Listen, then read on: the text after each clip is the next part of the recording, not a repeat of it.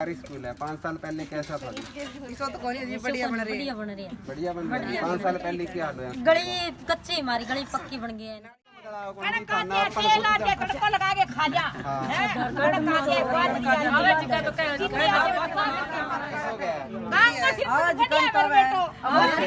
पंद्रह दिन काम लेते हैं बंद हो यही कोनी नहीं। अपने बंद हो यही कोनी नहीं। क्या कहना चाहो सरपंच के बारे में? नहीं मैं तो काम बस बढ़िया है। इस वक्त मौके पर मौजूद मैंने आपको कुछ तस्वीरें वीडियोस दिखाए गांव सिरसा जिले के गांव मोटा पन्नीवाड़ा, जहां का विकास क्योंकि 2 महीने के बाद चुनावी सरपंची प्रक्रिया के तहत 5 साल का विकास आपको निरंतर दिखाया जा रहा है। इसी विषय के लेकर इस्लाम खां की टीम आज पहुंची गांव मोटा पन्नीवाड़ा में, जहां के सरपंच सतवीर जी से बात करते हैं, क्योंकि ऐसा जज्बा जो गांव का विकास कराने में हमें 1-2 गलियों को छोड़कर कोई भी कच्ची गली नजर नहीं आई। पूरा गांव इंटरलॉक हो चुका है, बल्कि ग्रामवासियों के कहने के अनुसार पिछली पंचायत के अंदर गांव के अंदर गलियों में गहरे गहरे गड्ढे भी हुआ करते थे। स्कूल की व्यवस्था आपको दिखाई हमने, जिस प्रकार से स्कूलों के स्लोगन बच्चे के मन का स्वभाव बदल दिया। ऐसे ऐसे स्लोगन जिसे पढ़कर बच्चे को आत्मनिर्भर की तरफ बल मिलता है, ऐसे स्लोगन और सफाई व्यवस्था इतनी सुंदर तरीके से की गई है। ऐसा जज्बा इनके सरपंच साहब के जो मन में आया, युवा पीढ़ी को एक अच्छे जीवन की तरफ धारण करने को लेकर जाता है। तो सरपंच सतवीर से हम बात करते हैं। सतवीर जी नमस्कार। नमस्कार। सलाम खां की आज तक न्यूज में आपका वेलकम है जी। धन्यवाद जी। मैं पहले सलाम खां की और आज तक को बहुत बहुत धन्यवाद देना चाहूँगा जो आज हमारे गांव पन्नीवाड़ा मोटा में आए, और उन शहीदों को भी याद करते हुए सलाम खां की को एक बार फिर प्रणाम। जी सर, हमने आज आपके गांव में रेड मारी है विकास को देखते हुए कि इन 5 सालों में सरपंच ने क्या विकास कराया है, लेकिन हमें ऐसा कोई नेगेटिव पॉइंट नजर नहीं आया। पूरा गांव इंटरलॉक हो चुका है। सबसे पहले इस बारे में आपका क्या कहना है? ऐसे है जी, पहले हमें प्रेरणा मिलती है हमारे दादाजी जो सरपंच थे देवराज जी कसवा जी, मेरे पिताजी डॉक्टर प्रकाश जी कसवा और मेरे पारिवारिक सदस्य जो भी मेरे साथ और मुझे जिन्होंने वोट दिया और अन्य गांव के जो लोग मुझे सहयोग किया, उन सभी से मुझे प्रेरणा मिली। और गांव में पहले बहुत ज़्यादा गड्ढे थे जी सर, तो सरकार की कुछ बढ़िया व्यवस्था हुई, उन्होंने हमें पैसा दिया, अनुदान दिया, उसके हिसाब से हमने सभी गलियाँ इंटरलॉक की है। पानी की निकलने की व्यवस्था, निकासी की है, जोड़ से पानी निकलने की व्यवस्था की है। उसके बाद हमें 1-2 गलियां जो रह गई है वो मैंने चौधरी रणजीत सिंह जी जो हमारे मंत्री हैं हरियाणा सरकार में और रानिया हल्का से विधायक है जी सर, उनको भी दे रखी है। तो नाथ मोहल्ले में हमारी 2 गलियां रह गई है, उनके बारे में मैंने लिखी, उनको दे रखा है जी सर। जैसे ये आपने ये जो सरपंची दी थी, इससे पहले भी आप सरपंच थे या किसी? नहीं जी, मैं पहले सरपंच में नहीं था। आज से 32 साल पूर्व मेरे दादाजी सरपंच रहे हैं। उनको गांव के हर आदमी से बड़ा लगाव था, गरीबों से।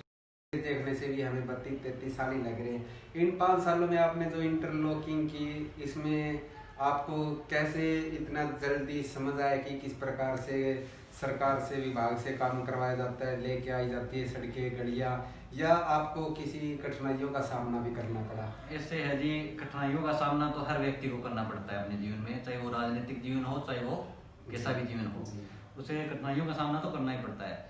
और ये प्रेरणा मुझे कम से कम 6 महीने जब सरपंच बने को हो गए थे, तो मेरे साथी दोस्त भी सरपंच हैं अभी, और पीछे भी हमारा राजनीतिक घर है, तो उसी हिसाब से मुझे प्रेरणा मिली। और हर लोग मुझे जानते भी हैं, दादाजी के नाम से जानते हैं, भाई के नाम से जानते हैं, सभी जानते हैं। हाँ सर, युवा पीढ़ी के लिए देखते हुए हमने पता लगाया कि सरकारी स्कूल है जो आपका लड़कियों का 10वीं तक है, उस स्कूल में पहले भी पानी इकट्ठा होता था, गड्ढे थे, लेकिन आज पूरा स्कूल इंटरलॉकिंग और अच्छे अच्छे स्लोगन ताकि बच्चों का दिमाग अच्छाई की तरफ जाए, पार्क व्यवस्था, यानी लोग वहाँ पर बैठने के लिए भी ये सोचे कि कई देर बैठे आराम करें, और पहले ऐसा कुछ नहीं था जैसे कि वहाँ पर मौजूद व्यक्ति ने हमें बताया।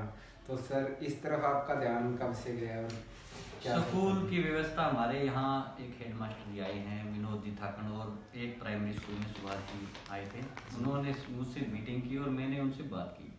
हमारी मीटिंग और तय हुआ कि पहले मैं जब ये चुनाव मेरा होने वाला था पंचायत का, तो उस समय वहाँ घुटनों तक गड्ढे थे और सीधी व्यवस्था उसको सुंदर बनाया, जो हमारा जिला लेवल पर प्रथम भी आया था। जी हाँ जी, जिला लेवल पर प्रथम भी आया था। आता सर ऐसा स्कूल हमने सिरसा जिले में बहुत कम देखने को मिल रहा है। दूसरी बात सर, जैसे कि आपका जो गवर्नमेंट बॉयज स्कूल है सर, उस स्कूल में छोटे छोटे बच्चे खेल रहे हैं और हमने मौके का मुआयना किया, वो भी अपने आप में एक मिसाल है, क्योंकि बच्चे वहाँ पर फुटबॉल खेल रहे हैं। युवा पीढ़ी को देखते हुए लोगों को खेल की तरफ ज़्यादा लेके जाना पड़ता है। तो सबसे पहले ये बताइए सर, आपके गांव में नशे का कितना प्रकोप है? नशे का हमारे गांव में कोई ज़्यादा प्रकोप नहीं है। हमारे युवा बच्चे नशे से दूर हैं। अभी हमारे गांव में पीछे जो भर्तियां हुई है उनमें से 5 इसमें सेना में गए हैं, कोई कलरक में गया है, कोई इंजीनियरिंग में गया है। तो लड़के अच्छे हैं, सभी युवा वर्ग अच्छा है।